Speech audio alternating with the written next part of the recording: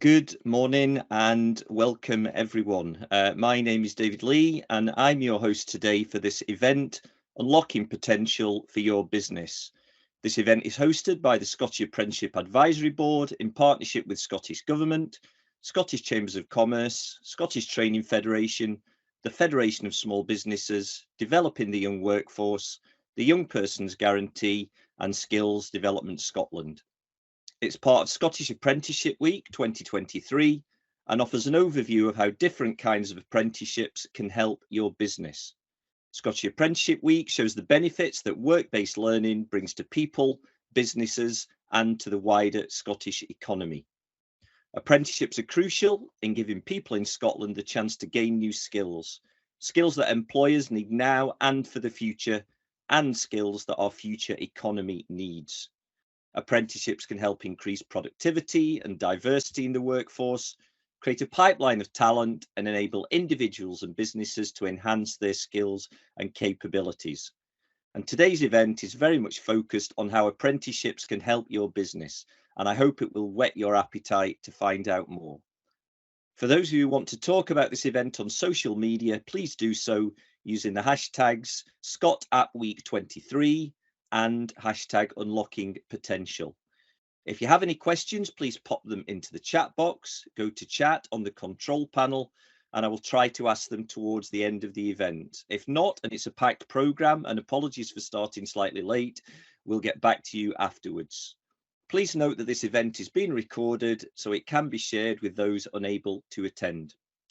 So let's get started. I'll hand over for our first contribution to Jamie Hepburn, MSP, the Scottish Government Minister for Higher Education and Further Education, Youth Employment and Training. Here's Jamie. Good afternoon. I hope you're all looking forward to this year's Scottish Apprenticeship Week, and I'm delighted to be part of this Scottish Apprenticeship Advisory Board employer event as part of its launch.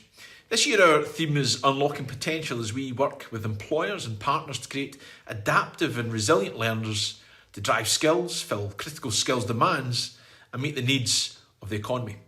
Apprenticeships are a key part of our education and skills system in Scotland, and you'll find out more from the apprentices and SME employers speaking at today's event. I'd like to highlight though just how important SMEs are to Scotland. They make up the overwhelming majority of businesses in our economy and are playing a crucial part in Scotland's recovery from what has been an especially challenging few years. Apprenticeships bring multiple benefits for both employers and individuals. They can offer a fantastic opportunity for employers to unlock potential in their business, develop a workforce that supports the skills they need for now and into the future. Apprenticeships can specifically support businesses to identify a pipeline of talent, help to build sustainable businesses, and bring new skills and upskilling into their workforce. A recently published Q3 Modern Apprenticeship starts show a 7.1% improvement of starts compared to the same period last year, highlighting positive progress back towards pre-pandemic levels. Scottish Government will continue to work closely with Skills Development Scotland and the Scottish Funding Council to maximise apprenticeship opportunities and ensure that employers wishing to take on an apprentice are supported and able to do so. Funding support is available from Skills Development Scotland on behalf of the Scottish Government for SMEs looking to take on modern apprentices. I'll end by wishing all of you the very best for a great event. Thank you. We're going to move soon into a panel discussion, and we are going to hear from apprentices and employers and learning providers. But first, I'm going to introduce Marion Beattie, who's Head of Skills for Growth and Inward Investment at Skills Development Scotland. And Marion's going to give us a short overview of what apprenticeships are available. Marion, over to you. So good morning, everybody. My name is Marion Beattie. I head up the Growth and Inward Investment team within Skills Development Scotland. And that team works on a day-by-day basis with large companies and global investors, but equally and as importantly, works with the SME community of Indigenous businesses in Scotland as well. And in this current climate, I hopefully will be able to explain to you why we think it's so important that SME businesses consider and utilise apprenticeships in their fullest extent as part of their skills development and planning within their workforce. Everything that I'm going to discuss with you will be you can find on apprenticeship.scot, which is the Scottish National Apprenticeship website. So if you want to refer to anything or you want clarification around anything I'm saying today and it's not available or you don't have time to ask, you can go to apprenticeship.scot to find that information. As David mentioned at the start, there are some significant changes and very fast changes which are happening in the world of work at the moment. It hasn't happened overnight, but it's escalated. Certainly in post-pandemic, the world of work has changed considerably as well. The government and the public agencies have got very clear drivers around this: climate change, well-being, population growth and industry. But actually, what does that mean for business? Policy is one thing, but when you're operating in a business, you don't have HR, you don't have L&D. How does this actually all work for you as a business to make your business run more effectively, more efficient and more productively? The climate change agenda is one that isn't going to go away. It's under our noses, both in a personal and a professional basis all the time. But what it does do is climate change is something which is very dear to the hearts of most young people. They are very interested in climate change. We hear this coming through from education. They want to be able to feel that they're making a difference to environmental changes, and to ensure that we include that environmental change as being embedded into all parts of the apprenticeships as we move forward. So to be able to say to young people, you are working towards and you're helping towards that climate change, is a really good handle and hook to be able to get young people to think about vocational learning and on-the-job learning. Well-being is really important for all the workforce and has become more and more important. Many businesses are still have a high level of their staff working from home or working remotely, but those manufacturing businesses cannot do that necessarily. We appreciate that. But putting the well-being of staff has become one of the paramount cornerstones of what a good employer and what employees look for in a good employer. By carrying out apprenticeships, well-being is actually, again, bedded into what we're saying. And what it does is it helps businesses to understand the workforce for the future. So as you start to get into a population growth and an aging workforce environment, by understanding what your young people and what your future workforce considers to be a good employer or considers themselves as an employee to be, it is important and helpful that you can engage with that workforce for the future. And we'll start to see as we move through that how that can actually happen. The Asian workforce also, and I generalize greatly here, but the Asian workforce it needs to also adapt to digital change, and whereas many of the younger workforce are very good at have already adapted to part of the digital change, certainly very much from a user and social media perspective, the older generation workforce can actually bring the knowledge and experience of how that can be embedded into the workforce and how that can help. And by blending and bringing those two together, it makes a huge difference for SMEs to understand what it is that the global environment is looking for. It helps them around the supply chain to understand where large investor and large businesses are looking to procure and contract work coming through. And actually those businesses which are high participants of apprenticeships are also usually very successful in procuring large contracts from the different tiers of the contract of procurement. And Industry 4 takes that digital to that next stage. It's not just about digital, it cuts through everything that we're doing in the workforce. Again, it's about adapting to those global markets, it's about ensuring that your business is ready and right for being able to pick up the additional work and the changing environment that comes along. Linking back into the many opportunities that are coming into Scotland around renewables, space, Medicare, life sciences, and also to the many opportunities around the hospitality and the service industries as well. So it's a really exciting but also stressful time for businesses to be involved, and we appreciate that. And by bringing in that workforce for the future, it actually starts to really help you think about planning for your future as well. So what are apprentices? For those of you who haven't had a huge amount of time to look at this, they fall into 3 areas. Foundation apprenticeships, which are for the workforce which is not yet the workforce of the future, who are still at school. You've got modern apprenticeships, which perhaps more your traditional type apprenticeship when you think of apprenticeships. And then you have your graduate apprenticeship, which is aimed at higher skill levels and enables people to either develop and do a graduate apprenticeship whilst they're in work, who are already working in the workforce, or for them to be introduced in as a school leaver or college leaver in as a graduate apprentice.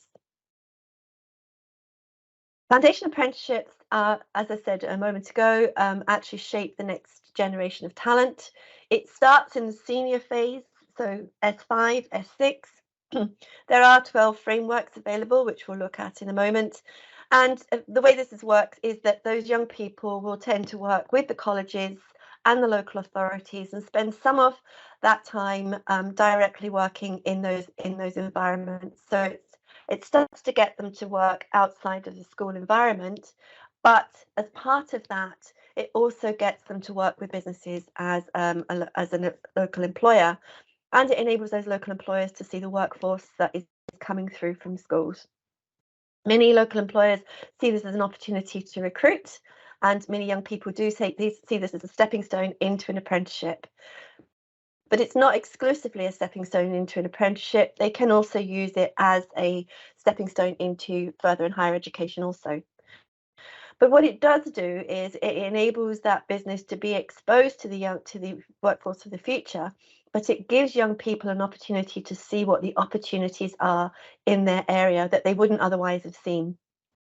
So there is actually a good synergy there between businesses understanding what they need and young people understanding what the world of work is like.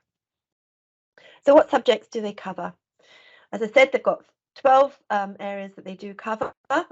These tend to be areas which are very broad, that can be applied to many areas of industry and service sector. And as I said, because they come in at VQ 5 and 6, they can actually be adapted as you move into an apprenticeship to pick up on other areas of apprenticeships where there's a far larger choice to pick from. I've already touched on the benefits there, but the employer benefits which have actually been identified through evaluations that we've done is that it has a very high satisfaction level.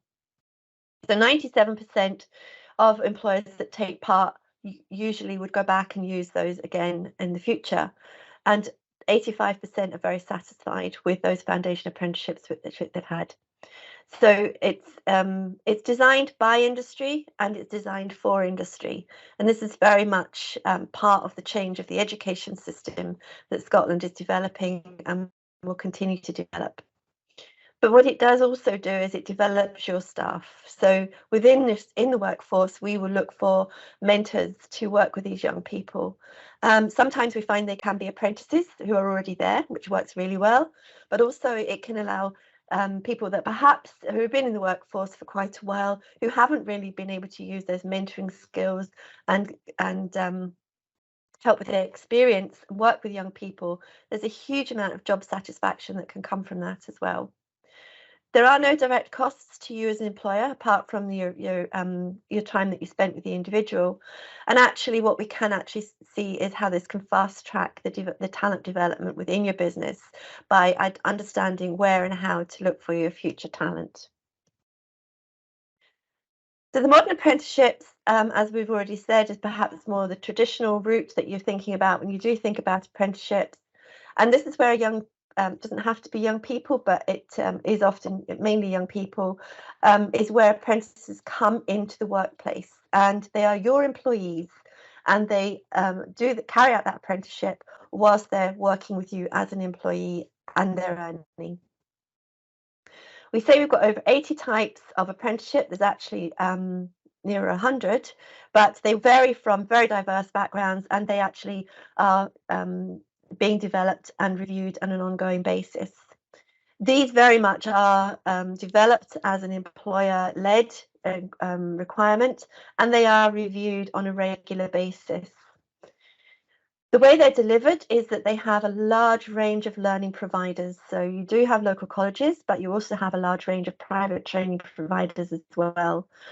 And where this is important, particularly for SMEs, is that as I noted at the start, if you don't have L&D and HR departments within your company, what your private training provider and your colleges can do is they will help with that supervision and guidance to the business around how to develop that young person. And currently we have over 12,000 employers which are benefiting from apprentices in that area. Again, what we find is it's a very highly regarded service and product which is delivered within Scotland. It's flexible, so it means that trainee is learning what is required for your job, not what's required within a particular classroom environment. It means that they can get their qualifications whilst in your environment and ensure that those qualifications are applied to you as an employer. It's again a way of attracting fresh talent. A lot of young people now are looking for apprenticeships, and on apprenticeship.scot you can actually advertise free of charge any Scottish apprenticeships that you have within your workforce. And actually what you can do is they don't have to be straight from school. It can be an apprenticeship that is used by upskilling your existing employees. It has been proven to improve productivity and actually also improve staff morale, because by bringing, as I said earlier, young people into the business, it actually lifts the morale and interest and shows businesses that, or shows the workforce that businesses are interested in their workforce and are keen to develop their workforce. We also see lower attrition levels and high retention levels for those who stay and who complete their apprenticeship.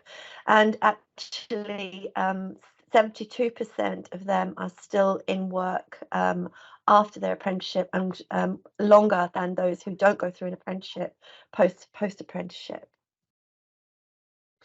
And the last area that we have apprenticeships, but not least, and very popular, although not such significant numbers, is the graduate apprenticeship. And this has now been running for 4 to 5 years. And what this enables people to do is to develop their existing staff, such as the modern apprenticeship does. But if you've got existing staff who you want to progress, who've perhaps come in and shown very good aptitude but don't necessarily have the qualifications to take them further into that management level or professional level, this is a very good route for you to look at those employees. But it also enables young people to come in and do a vocational degree whilst in the workplace. We actually have one in my team, and it's a really good way to enable them to do the degree and utilize the learning that they're doing as part of the activity that you're doing within the team. So again, it allows them to adapt that content of the degree subject matter within your workplace. You are getting the benefit of a degree course, an individual who is a trainee, and you're actually getting them to be able to do that learning and to be able to take the benefit of the learning from the university course into the workplace. It's designed again around the needs of industry, and this was very much developed on lots of activity and lots of work that was done to ensure those degrees were developed in line with what industry was saying. And again, they are under constant review. We have 13 frameworks which are delivering these, and they're delivered by 14 universities and 1 college. These are the subjects that they cover. So you'll start to see there are some synergies that come through from the foundation into the modern and into the graduate. But these are also identified because we know that these are areas where, when these were developed initially, there were high levels of requirement for skills. We realise that this is changing, and that's why we're constantly reviewing and refreshing where and how those existing frameworks can be adapted to meet the workforce of the now, but where also new frameworks are being adapted for future use as well. So the benefits of the graduate apprenticeship, again, it's been a very popular development in the apprenticeship model. 100% of people, which is almost unheard of, have said they've been happy with the way that this has gone. It does have a high level of accreditation, and it is, as I said already, suitable for new and existing employees.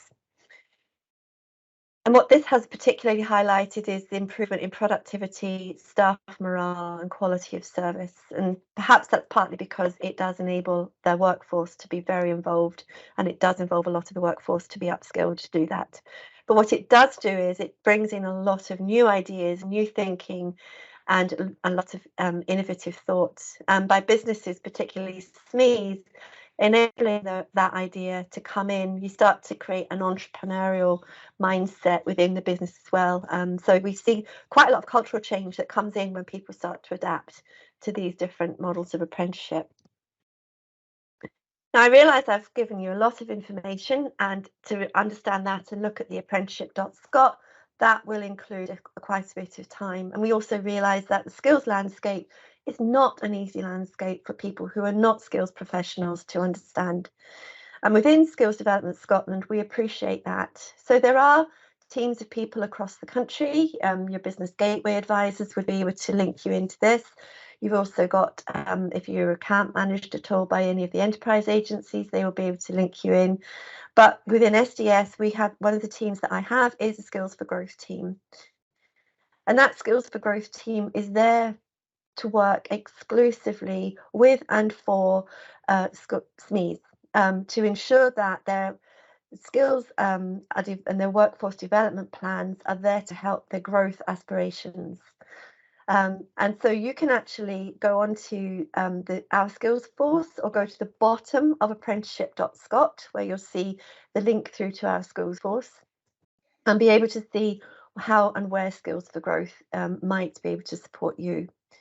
It is a face-to-face service, but also on our skills force, there is a lighter version where you can actually go through a number of toolkits to understand what apprenticeship is right for you and how you can actually bed that in to support your workforce as part of your growth aspirations. So I would recommend that you do go onto our skills force and have a look for Skills for Growth and the toolkits that can help you. But again, if you do need help, you can phone the employer helpline, and they will be able to do that and support you around that as well. In addition to this, however, for this week, we do have on every day, on 4 days of the week, we have other webinars that you can join. So the Unlocking Potential one is the one that you're in at the moment. But the other 4 webinars will be they're open for you to join free of charge, and may answer some of the questions that you've got as a result of the end of today. So I hope this has been enough of whetting your appetite to want to find out more, and hopefully we'll be able to give you some more answers as we move into the Q&A session. So thank you very much for your time. Okay, thanks very much indeed, Marion. Loads of helpful information there for you to find out more, and go to apprenticeships.scot. It's a great place to start. We've got a lot to get through here, so we'll go straight into the panel discussion. Who's People and Culture Advisor at Carnegie Club at Skibo Castle. We also have David Buntain, who's Learning and Development Officer at security business Pointer Limited, which has been training apprenticeships since 1975, when I'm sure some people on the call weren't even alive, and has trained over 160 apprentices already. Speaking on behalf of the learning providers, we have Sweerav Kumar, a modern apprenticeship assessor and lecturer in hospitality at Inverness College UHI, and Karen Baird, who's Regional Service Director at GP Strategies, an IT learning provider with over 25 years in government-funded training and more than 50 years in managed learning services. I assume that's GP Strategies and not Karen personally. And last but not least, our 2 apprentices. Beth Smith is a modern apprenticeship chef at Carnegie Club at Skibo, and Kobe Peebles is a graduate apprentice working in cybersecurity at Pointer Limited. So welcome to all our panelists. Karen, I'm going to come to you first, just from the perspective of GP Strategies. Can you just let us know what's the role of the learning provider in simple terms in helping employers access apprenticeships? The role of the learning provider is we'll take an employer through everything from really recruitment right through the journey. We're there as a support mechanism, as an almost like a mentor to the employer as well as the candidate. So if they've got any questions, queries, concerns, then the training provider is there to help give advice and guidance on that journey. And so it's very much a dual partnership when an employer takes on an apprentice, so that we can be there to give them the benefit of our knowledge and experience and help that be as a smooth integration as possible. That's great. And you use the word partnership there, Karen, and we're going to now listen to Rihanna and Swearav talk a little bit about that partnership, in this case between Carnegie Club at Skibo and Inverness College UHI. Just to explain a little bit about how that relationship works to best effect. Hi there. So I suppose with us, it's to ensure that we work collaboratively, so that we understand the individual from early on, what they need from us, and then what we can provide as, I suppose, the business. And we've got a really good working relationship with Swearav, certainly, where he supports that and lets us know exactly what the modules look like, and what we need to give as an employer, because understandably we've got an individual that needs to juggle their work and their education as well. So Swearav can help support us best, so we know what we can offer them, I suppose, so that well-being as well is always at the top of the priority list. Swearav, I don't know what you want to add. Yeah, so it's basically what I speak to the department heads, like in this case, Craig, and we first find out where the skills gap are. So if then the executive chef Craig, he wants to fulfill that role with a young person who wants to do that job, so he needs that skill. So then what we do is we sort out a training plan for that person, and then we get them on board modern apprenticeship. So that is the first thing to realize, to find out where the skills gap are and who is being targeted to be trained. So in this case, it is Beth, I think, who is joining here with me. She's sitting here. So, and then Beth is one of the apprentices which we have at the Carnegie Club. So she's been identified to take up SVQ level 5, which will fill in the gap for Carnegie Club. And that is how it should work between the employer and the apprentice and the learning provider. We provide that support and extra value when it comes to support. But it has to be mentored by the employer. So in case of Beth, it's her head chef or executive chef, and we just provide that support. Okay, that's great, and great entrance there, Beth. Thanks for coming in. Thanks for joining Swearav in this underwater scene here. And can you just explain a little bit about what you do at Carnegie Club and a little bit about that balance between the work that you do and the learning that you do to support that work? So when I work, I normally do the dinner shifts. So I have my executive, like Craig will come in, or I've got one of the higher chefs up in the kitchen. He'll work with me and explain things. And then the good thing about it is I'm not just learning from college with Swearav, I'm also doing it with the other chefs. They're teaching me a lot. So it's good to balance it. I'm working like with college, learning from them and from the kitchen. And so do you feel you're getting quite good support actually in terms of learning the skills, but also doing, learning through the college as well? Yeah, especially working in the kitchen, you get a lot of more, I find it easier because I don't really know how to word this, like more in the moment of it than when you do it at college. You learn more, like, you could say like common sense in the kitchen. Yeah. Kind of like that. It is a lot different than if I did it in college.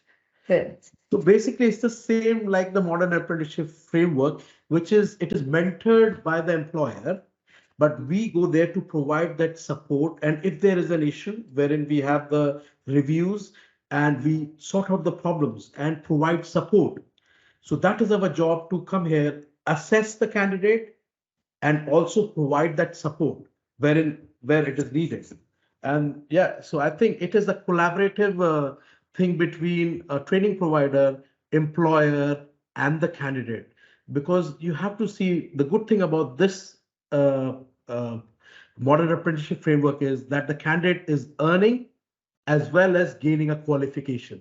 Yeah. Wherein if you go to college, you're just gaining a qualification. Yeah. So it's earning and learning, I guess. So that's Right. yeah, that's great. So listen, that's really good. That's one really good example. We're going to come to another one now. David Buntain, I said earlier on, Pointer Limited is both an employer and a training provider. So can you just tell us a very little bit about Pointer and how that relationship between being both employer and training provider works for you? Pointer are an employer and a training provider, and that gives us the benefit of growing our own teams in-house. We're able to train them with our purpose-built facilities in Glasgow, where we've got access to a lot of the latest technologies that the apprentices can learn off the job for the job that they're doing out in the field. We balance this by having 3 weeks out on site, and 1 week of the month we bring each of the apprentice year groups into the classroom, where we can work on the theory aspect of the role that we do in terms of the Professional Development Award and the SVQ qualification, but also give them a chance to work in an environment where the pressure's off, and learn the skills that are required that helps the engineering team out in the field. It instills the confidence in the young people that we're working with and gives them that opportunity to learn in a less stressful environment. And how's that changed over the years, David? I mean, just relating it to kind of Kobe and what he's doing now, how important is it to touch on what Marion said earlier on, that these, apprenticeships and their offers are under constant review, and that there are apprenticeships on offer that are relevant to what you're doing and how your business is changing? Working in the security industry in the UK, the industry is changing every single day. So the skill set to match the changes within the industry has to reflect the apprenticeship programme that we are running. And what we have been allowed to be able to do is create a job role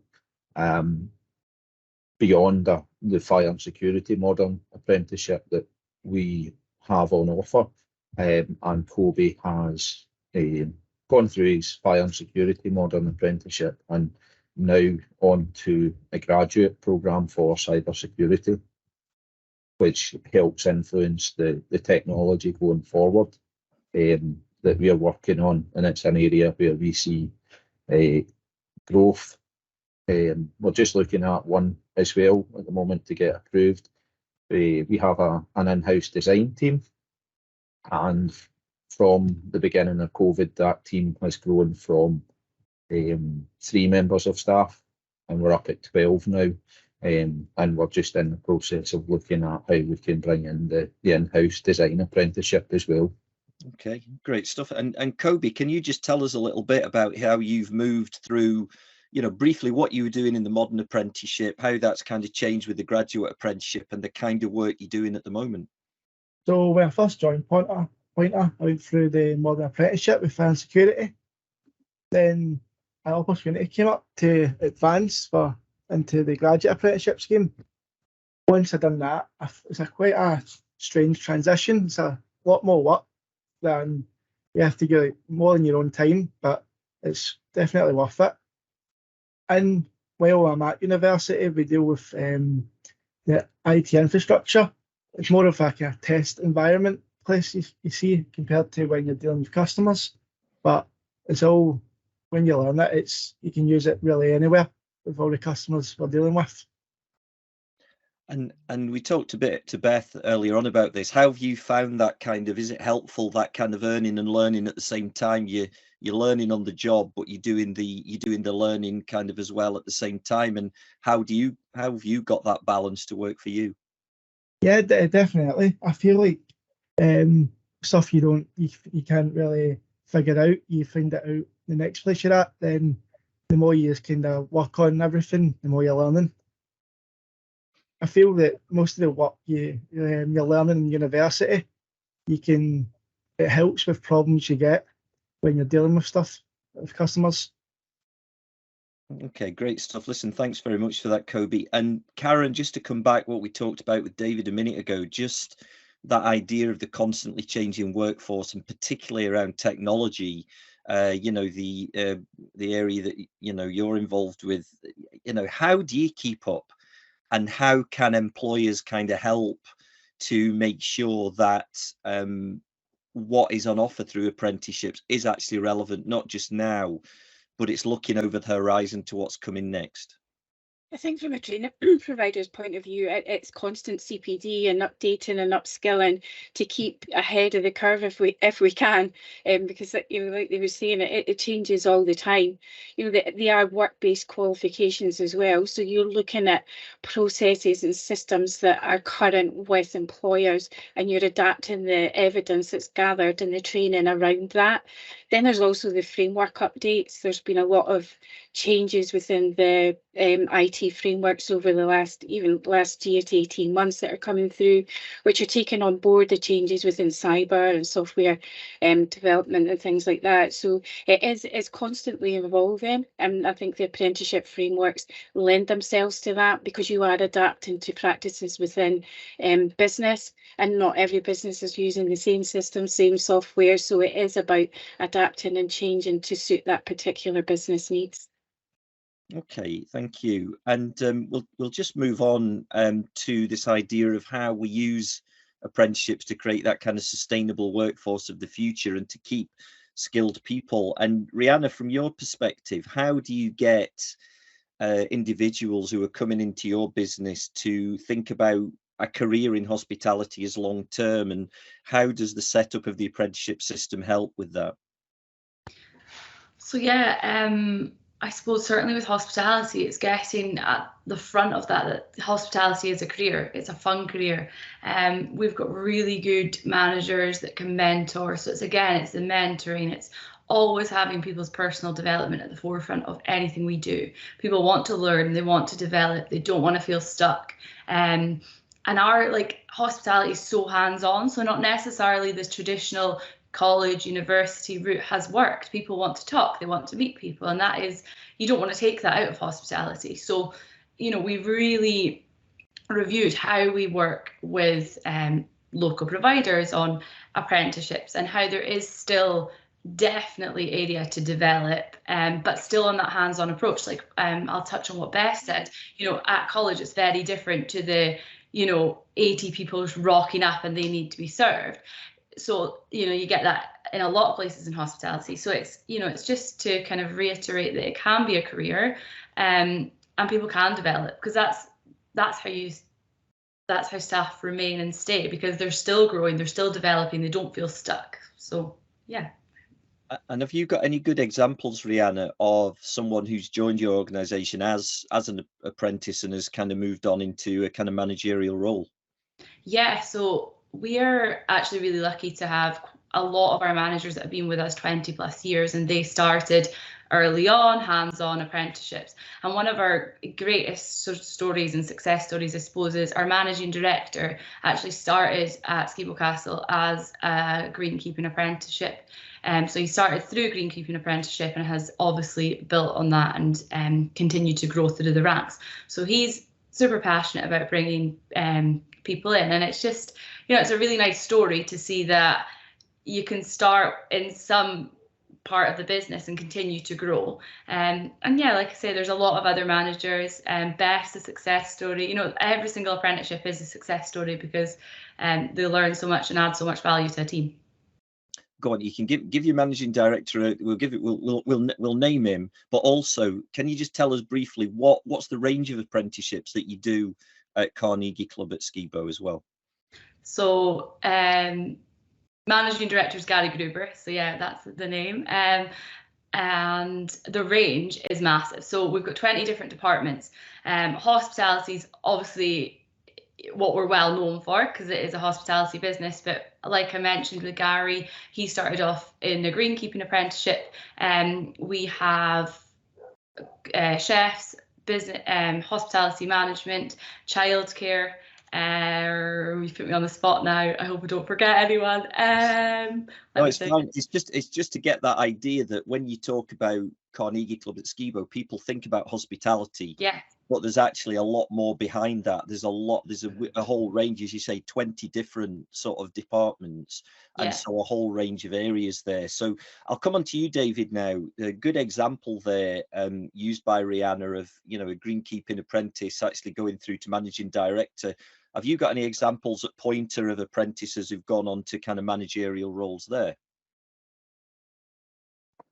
Yeah, we've actually got quite a good success story within Pointer. So there's actually over 20% of our current staff started as apprentices, and they've moved into various different roles, from Kobe moving into the IT graduate apprenticeship programme. We have others that have moved into supervisory roles.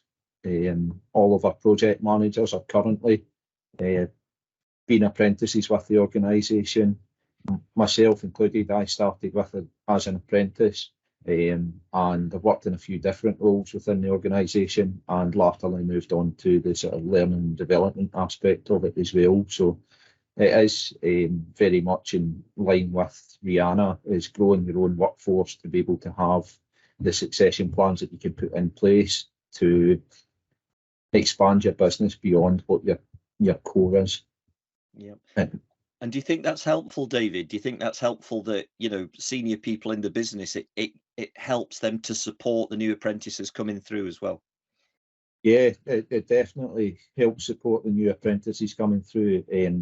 Obviously, these people have been an apprentice themselves, so they know the challenges that they may face, and being good mentors to them allows them to overcome the challenges that they may have. It also gives the apprentices something to work on as well. It gives them that little bit more drive and ambition to progress within their careers. And as I said earlier, career paths are invaluable to what we do in our organisation, and that wouldn't be possible without the modern apprentices coming through. And when you came in, Kobe, into the modern apprenticeship, did you see yourself progressing onto a graduate apprenticeship when you first came in, or was that just something that became clear to you as you'd been in the modern apprenticeship for a while? And you've touched on this a bit, but what have been the main differences between the two? So I wasn't planning on ever going to university at first, and I'd say around 3 years ago, the opportunity came up. I spoke with Davey and my manager, and they thought it was a good idea for me to give it a try. So once I started, it's a bit tricky getting into like changing like your work-life balance, because you've got another thing on top of that as well now. But we've got support provided from both sides, from the university and here.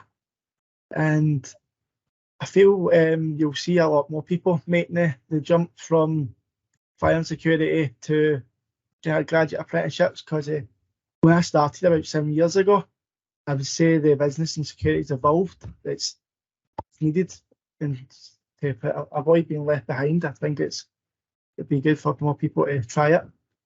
Great, good stuff, thank you. And David, just coming back to you briefly, let's cut to the chase.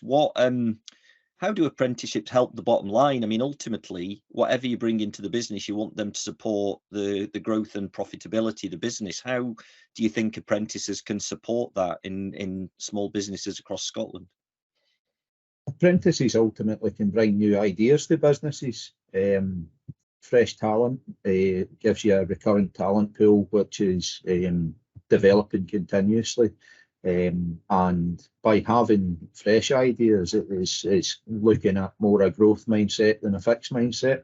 It may be the case that some of the dinosaurs that have been here for quite a few years are stuck in their ways, and the apprentices can bring a very, very valuable input, and obviously the contribution through the training and development that the apprentices get, that allows them to learn the job quicker, and it makes them more productive on site. So therefore, the overall goal is getting the jobs done more efficiently and being able to use better skills that we've got, and ultimately increasing the margins that everybody's chasing.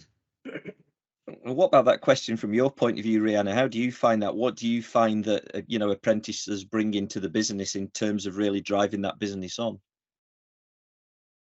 I agree with David. Obviously, you just touched on that a little. I suppose it's bringing new people into the business with different backgrounds. They're on top of the new educational, like I suppose they're going to uni and understanding new terms. And really, you get to mold people into the culture of the business because they're coming from such a fresh set of eyes and they're learning, and you really get to mold with the culture, I suppose. And yeah, it just adds that extra value piece and helps, I suppose, develop. I don't want to use dinosaurs, but I did like that analogy, David. It's not, there is so much importance for people that's been with the business for a long time, obviously mentorship, but it also gives them the chance to be able to mentor younger individuals and take that pride in what they do. It like reinvigorates that enthusiasm, doesn't it? It's proudness, I suppose, of an industry.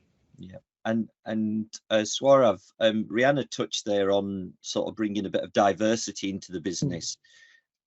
How important is it to make sure that we are putting equality, inclusion, diversity at the heart of what we're doing with apprenticeships, and what support can you give to apprenticeships who are coming from more diverse backgrounds? As far as I've seen across the Highlands, it's been very inclusive. All the organizations here have been very inclusive. They have been very keen in recruiting people from a diverse background, and they bring a different energy to the business, different ideas, which we are always set in some kind of ideas. Oh, this is how we should operate, as Rihanna said. And as far as Carnegie Club goes, this so diverse. All the staff are so diverse. I come here once in a month, and I can see the diversity here. So they're actually following what Rihanna is saying, but it does bring a lot of fresh ideas. Now, the other thing is sometimes it can be a bit challenging, as an assessor to actually to come across some of the hurdles, which it might be a language barrier, or it might be, the way they think, they approach things, or they approach problems. So that is where we are here to provide that support. Because we are delivering vocational qualifications here. So sometimes we have to evidence it on a live portfolio, which is like here online based portfolio. And some of the people from the diverse background do have difficulties in accessing that kind of assessment, tool. So that is where we provide that support. We sit with them, and then, sometimes we have to spoon feed or nurture them and train them. So it takes up a extra time, but that is how we add value as a learning provider. And once they're up and running, then you will see there is no looking back. They just do as well as anybody else. So great stuff. It's great to hear your enthusiasm, Swarav. That's brilliant. And Karen, from your point of view as well, why is a diverse workforce important to you? I think from a training provider's point of view, because we are dealing with a whole host of different employers from all different backgrounds, bringing that diverse workforce into there. It's about nurturing that young talent. The training provider is there to help you tap into these other organisations and other talent pools that can really help boost the company. Because at the end of the day, the apprentices as an employee, they're there to add to the business, which in turn is just going to help develop that growth. And like the others have said, you're bringing in younger talent that can be nurtured from those who have, maybe years of experience that they can then be passing on, which is creating just a wealth of talent within a business, which helps them grow at the end of the day. Brilliant. Thank you, Karen. And let's finally come to an end with our apprentices. Beth, to you, first of all, what is it that why did you choose an apprenticeship? What do you like best about it? And would you recommend others to do it? I would definitely recommend a modern apprenticeship for someone from where I came from. I was in S5 leaving school, not sure what I'm wanting to do. And the modern apprenticeship really guided me to what I wanted to do for my future career. And it was great to know that I could work in a great place and get my qualifications out of it. So you're not just getting one thing, you're getting two things out of so it's really good. And is that what you've enjoyed the most, would you say? What personally have you enjoyed the most about it? Definitely working with the standard at the Carnegie Club, and also all the different people that you have in the kitchen. Like, even though you're the apprentice, like they teach you so much from like people that have been here for years, or you even learn stuff about like all the different jobs in the Carnegie Club. So it's great. I bet you can tell a few stories from that kitchen for sure. We'll leave that for another day. And Kobe, same question to you, Kobe. You know, what do you like best about what you're doing at the moment? And, you know, would you recommend both a modern apprenticeship and now a graduate apprenticeship to others? Well, to do with the modern apprenticeship and graduate apprenticeship, I definitely recommend it due to the fact that if someone goes to this university for 4 years, they'll leave a degree, but when you do like with the apprenticeships, you're leaving with a degree plus 4 years work experience at the same time, which is definitely needed nowadays. And I would say the best thing about the industry is when you work in a system to say from scratch and get it working, everything's all working. This feels good at the end. I'd probably say that makes sense. No, absolutely. And I mean, really interesting there to hear from Kobe about saying, you know, he never thought he would go to university and he's ended up doing so through this graduate apprenticeship, you know, in cybersecurity. And as David said, maybe from Pointer's point of view, you know, cybersecurity is something that's very new to their business. So this ever evolving system, if you like, of change and development. And I think hopefully what we've heard today is that really important relationship between the learning provider and the employer, that there is a lot of support out there for employers, and how that relationship comes together and really works for the apprentices themselves. As we've heard from Kobe and Beth today, both kind of really enthusiastic about what they're doing and how apprenticeships have offered them both really good pathways for their careers. So thank you very much to all our speakers today, to Marion, to Karen, to Rihanna, to Swarav, to David, to Beth, and to Kobe, and to the Minister, Jamie Hepburn, earlier on. Just a few takeaways and calls to action. There are a lot more employer events on our Skills Force Employer webinars page. If you want to watch the Scottish Apprenticeship Awards online this Wednesday night, you can find that at apprenticeships.scot. And lots more information on apprenticeships.scot. Thanks very much for tuning in. Information will be sent out to you after the event. So please follow up, please engage with apprenticeships. And hopefully, as you've heard today, in a very practical way, there is a lot that can be gained for your business by engaging with a learning provider and giving young people really good opportunities. I hope you've enjoyed tuning in. All the very best to everybody and to everybody involved for the rest of Scottish Apprenticeship Week 2023. Thank you.